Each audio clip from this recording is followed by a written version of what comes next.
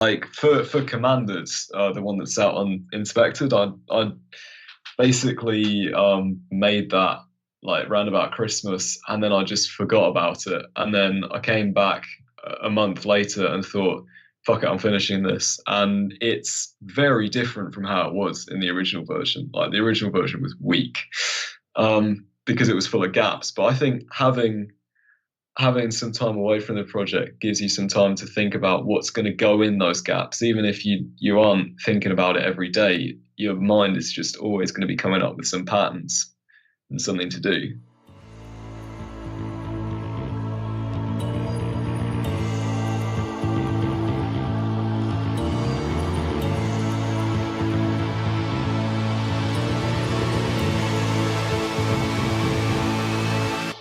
If you're not working really quickly on a bit of music, if you're not like in that state where you're just flowing through it, then there is always going to be some kind of reason for that. Like you're feeling insecure about the idea, or you want to work on something else. Actually, there's like, even if you can't tell on the surface level what that reason is, like your subconscious is going, oh, I don't like this.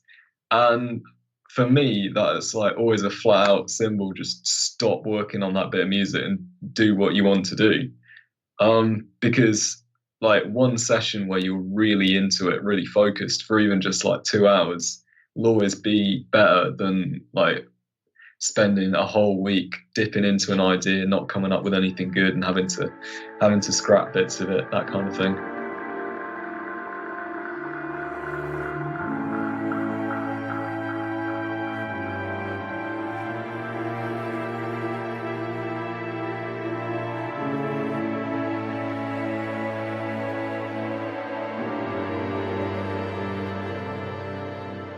I actually love doing mixdowns. Like I know a lot of people who don't, but for some reason I find it's like the last stage of the tune, and it's sort of where you're making it sound. I guess it's the most technical, almost like you're trying to fit the parts of it together. So for me, it means pretty much EQ on everything, like sometimes multiple EQs, and just looking at something like span, and seeing how everything sits together, trying to find if there's sort of any gaps in the mix down, if there's either frequency gaps or sort of changes as it goes through, and changes in volume as well. So I'm trying to keep everything at a sort of constant level. Um, that said, you want to have dynamics between the sections, but if your first drop is like much louder than your last drop, it won't sound good when you master it, or it won't sound as good.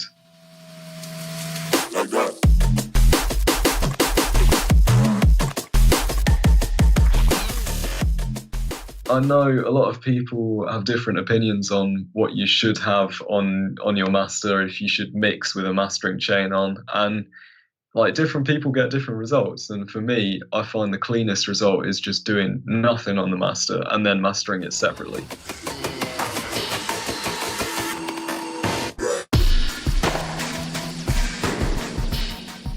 I think with EQ as well, it's like people. I think people kind of think of EQ as something which has got to be like static all the time, or anything to do with mixing. People like put on a multi-band compressor or something, to fix one problem that appears once in the tune.